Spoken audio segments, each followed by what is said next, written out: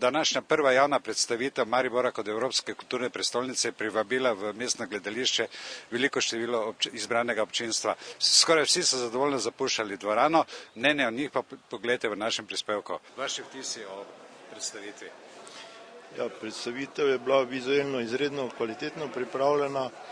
Imam pa pomisleke, ker je bilo to vezano samo na Maribor, kjer so ostali partnerji v tem projektu kulture.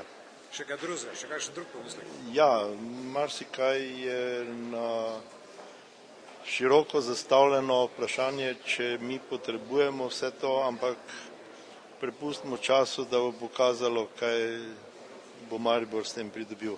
Ja, lepo, meni je všeč, veselje bi bilo to vse dočakati, ne? In vse, kar je povezavi na Maribor, me izredno veseli, ker si Maribor kot mesto takšno, kot je, tudi nekaj takega zasluži. Seveda so to načrti in upam, da bo vse, kar je prikazano, tudi vsaj v neki meri, v večji meri res narejenega.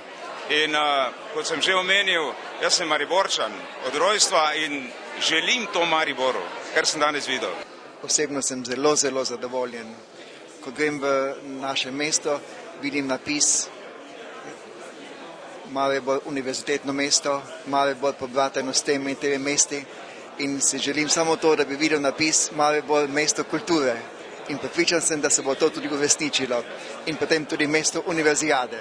Vi imate izkušnje s Grazem kot evropskim kulturno prestolnico. Kakšna bi bila primerjava s mariborskim načrti in Grazem? No ja, mislim, da so naši načrti zelo smeli, kot sem videl. Zelo so mi všeč. Primerjava z Grazem, to bi zdaj težko rekel, ker jaz namreč v Grazu nisem bil toliko involviran, kot sem tukaj, vsaj zaenkrat.